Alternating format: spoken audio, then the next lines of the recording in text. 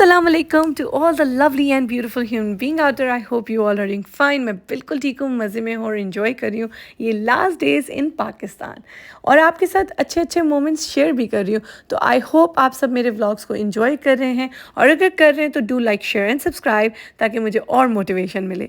तो यहाँ पर मैंने सोचा कि आज थोड़ा स्किन केयर किया जाए। अपने आप से प्यार भी करना बहुत ज़रूरी है, अपना ख्याल रखना भी बहुत ज़रूरी है, क्योंकि आप अपना ख्याल रखेंगे तो ही अपने घर वालों का ख्याल रख सकेंगे। तो यहाँ पे स्किन केयर के लिए मैं कर रही हूँ एक मिक्सचर प्रिपेयर, बट उससे पहले मैंने प्रिपेयर किया है एक स्ट्रॉबेरी मिल्क शेक, ताकि आप सिर्फ ऊपर ऊपर से कुछ लगा के ग्लो करना चाहते हैं तो वो नहीं हो सकता, आपने अपने अंदर भी कुछ अच्छा डालना है। तो मैंने अपने लिए बनाया है स्ट्रॉबेरी मिल्क शेक। तो यहाँ पे मिक्सचर मेरा तैयार हो चुका है, और वो मिक्सचर बना है योगर्ट, कॉफ़ी और लेमन से। ये तीनों इंग्रेडिएंट का मिक्सचर जो है वो आपकी स्किन पे एक मैजिकल इफ़ेक्ट देगा। जो कि सबसे पहला इंग्रेडिएंट जो मैंने यूज़ किया है योगर्ट, 1 टेबलस्पून ऑफ योगर्ट मैंने लिया है, जो आपकी स्किन के लिए बहुत बेनिफिशियल है। अगर आपकी स्किन बहुत ड्राई है तो उसके लिए तो ये बेस्ट है, क्योंकि ये आपकी स्किन को नेचुरली मॉइस्चराइज करता है। और इसके अंदर एक लैक्टिक एसिड इंग्रेडिएंट होता है जो कि एक नेचुरल एक्सफोलिएंट है, और ये आपकी स्किन के डेड सेल्स को रिमूव करने में मदद देता है। उसके अलावा मैंने इसके अंदर इस्तेमाल किया है फ्यू ड्रॉप्स ऑफ लेमन, जो एक नेचुरली ब्लीचिंग एजेंट है, जो आपके डार्क स्पॉट्स आपकी स्किन पे होंगे उसको लाइटन अप करेगा, आपके फेस को सडनली एक ब्राइटन अप इफेक्ट देगा और ग्लो भी आएगा। और जो थर्ड इंग्रेडिएंट है वो बेसिकली ग्लो का इफ़ेक्ट देता है, जिसके बेनिफिट्स बहुत ज़्यादा हैं। तो जो कॉफ़ी है उसको भी कहा जाता है नेचुरल एक्सफोलिएटर है, और वो आहिस्ता से आपकी स्किन के डेड सेल्स को रिमूव करता है, इम्प्योरिटीज़ को रिमूव करता है डीपेस्ट लेयर ऑफ स्किन से, और आपके फेस पे सडनली एक रेडिएंट ग्लो आ जाता है। तो ये तीनों इंग्रेडिएंट आपकी फेस पे बहुत अच्छा वर्क करते हैं। बस आपने इतना ख्याल रखना है कि अगर आपकी स्किन ऑयली है तो आप दूध का इस्तेमाल करेंगे तो वो ज़्यादा इफेक्टिव होगा, और अगर आपकी स्किन ड्राई है तो आप योगर्ट का इस्तेमाल करें। तो ये तीनों इंग्रेडिएंट मेरे लिए बहुत अच्छे वर्क करते हैं, और मैं काफ़ी टाइम से इसका इस्तेमाल कर रही हूँ, और आपकी स्किन बहुत ग्लो करती है। ना कि आपको सिर्फ ये फेस पे लगाना है, बट आप अपने हाथ पे भी अच्छे से लगा सकते हैं, अपने पाँव पे लगा सकते हैं। और ये योगर्ट और कॉफ़ी और लेमन का मिक्सचर आप अपनी पूरी बॉडी पे भी लगा सकते हैं। वो भी क्योंकि मेरे ये जो आर्म्स का एरिया है या मेरी बैक है, वहाँ पे पहले मुझे काफ़ी एक्नी हो जाती थी यंग एज में, तो वो उसको भी मैंने लाइटन अप किया है, उसके जो डार्क स्पॉट्स रह गए थे, तो उसके लिए भी ये बहुत बेस्ट वर्क करता है। मैं और भी रेमेडीज़ अपने दूसरे व्लॉग्स में शेयर करूँगी वंस आई रीच कनाडा, क्योंकि वहाँ पे थोड़ा ईज़िली अच्छे से सेटअप होता है, तो I can tell you better. But यहाँ पे अभी के लिए जो quick and easy and best आपकी स्किन केयर आप कर सकते हैं वो ये है, योगर्ट लें, घर में मौजूद होती है, कॉफ़ी मौजूद होती है, लेमन मौजूद होता है। आपने ये तीनों चीज़ों को मिक्स करके लगा लेना। आप देख सकते हैं कितने अच्छे से मेरी स्किन सॉफ्ट एंड ग्लोई हो गई। आई विश कि आप टच कर सकते होते मेरे फेस को, तो आपको आई डोंट नो वो इफ़ेक्ट नज़र आ रहा है या नहीं, but suddenly my skin is soft and bright and glowy. और अब मेरे हाथ देखें, मेरे हाथ में बहुत ज़्यादा सन टैन हो गया था, ये थोड़े ब्राइटन अप हो गए हैं, सॉफ्ट हो गए हैं, and I am loving my skin.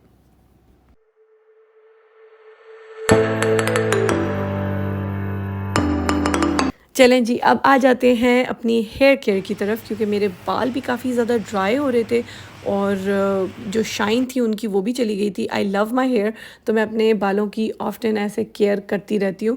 तो हर बार तो मैं अपने बालों में अंडा वगैरह नहीं लगा सकती, एक रेमेडी बहुत अच्छी है, वो मैं आपके साथ बाद में शेयर करूँगी किसी और व्लॉग में। तो अभी के लिए मैं आपके साथ एक quick and easy remedy share कर रही हूँ, जो मैं अक्सर लगा लेती हूँ जब मुझे लगता है मेरे पास शॉर्ट टाइम है और मुझे अभी आज शाम को बाहर जाना है, तो बाल थोड़े शाइनी और अच्छे से हो जाए, मॉइस्चर आ जाए मेरे बालों में। तो बेस्ट मैं लगाती हूँ अपने बालों में मेयोनीज़। तो आपने थोड़ा सा मेयोनीज़ ले लेना है according to your hair length. अगर आपके बाल बहुत बड़े हैं तो ज़्यादा ले लिएगा मेयोनीज़, और अगर शॉर्ट हेयर हैं तो कम मेयोनीज़ लें। तो अपने बालों के अकॉर्डिंग मेयोनीज़ लें, जो आपके बालों को कम्प्लीटली आप कवर कर लें मेयोनीज़ में। टू मच भी नहीं लगाना है, बस हल्का हल्का अपने बालों में लगा देना है। तो आपने इसी तरह से अपने बालों पे लगाते रहना है, और स्पेशली अपने बालों की जो एंड्स हैं उस पे ज़रूर लगाना है, क्योंकि सबसे ज़्यादा ड्राई एरिया हमारे बालों का एंड्स होते हैं, क्योंकि वो डेड होने लग रहे होते हैं और वो ड्राई होते हैं, तो वहाँ पे ज़रूर लगाना है।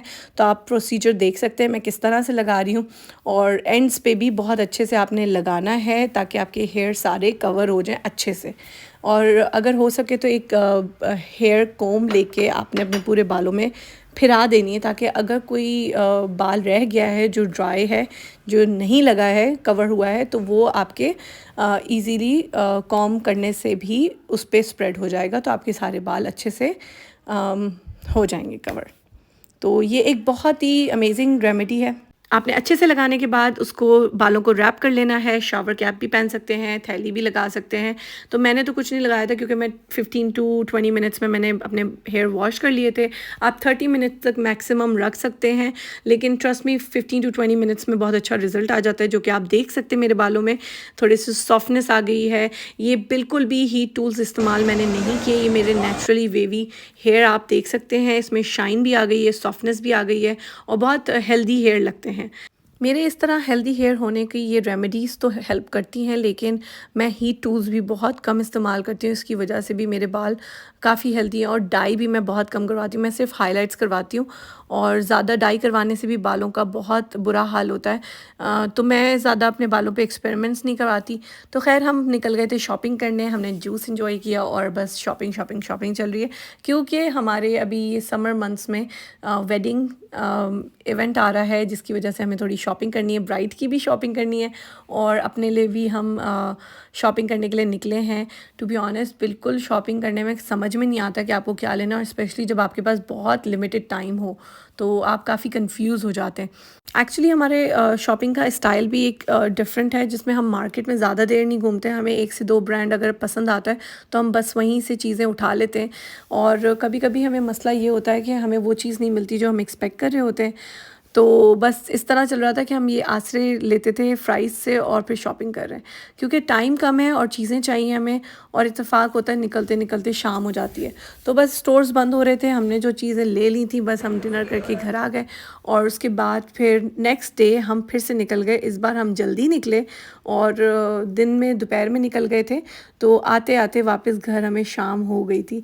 तो हमें कुछ समझ में नहीं आ रहा था, क्योंकि बहुत लिमिटेड टाइम भी हमारे पास, हमें ब्राइड का ड्रेस भी लेना है, और हमें अपनी शॉपिंग भी करनी है।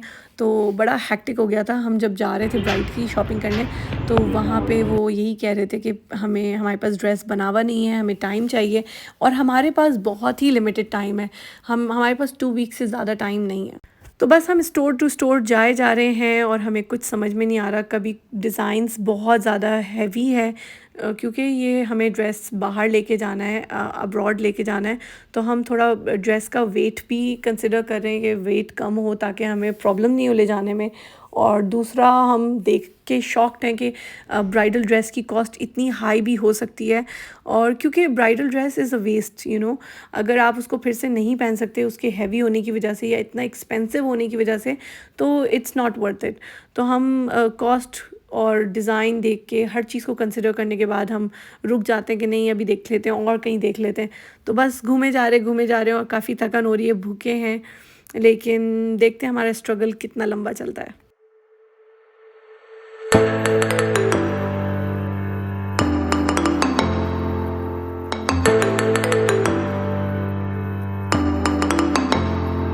तो यहाँ से भी हम नाकाम निकले, और हमने यहाँ पे एक ड्रेस पसंद किया, उसको स्टैंड बाय पे रखा कि अगर इन केस हमें कुछ समझ में नहीं आता, तो हम ये ड्रेस को बाय कर लेंगे।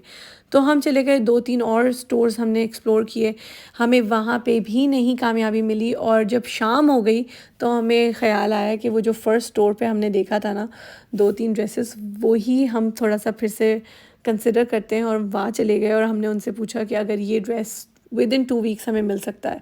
पहले तो उन्होंने हमें कहा कि it's not possible, but luckily उन्होंने फिर कहा कि हम बना देते हैं, विद इन 2 वीक्स हमें मिल जाएगा। तो ब्राइड का ड्रेस हो गया है डन, और मेरी सिस्टर और मेरा ड्रेस भी हमने बाय कर लिया है। और उसके अलावा जो दूसरे इवेंट का एक ड्रेस था, वो मुझे थोड़ा समझ नहीं आ रहा था, तो वो एक्सचेंज करवाने के लिए भी हम चले गए मॉल, और हम यहाँ पे ये थोड़ा सा फूड इंजॉय कर रहे हैं। हमारा यहाँ पे होता है डे का एंड। अगर आपने मेरे व्लॉग्स को एंजॉय किया है, तो do like, share and subscribe for more videos, क्योंकि इससे मुझे मिलती है मोटिवेशन। टेक केयर, अल्लाह हाफिज़।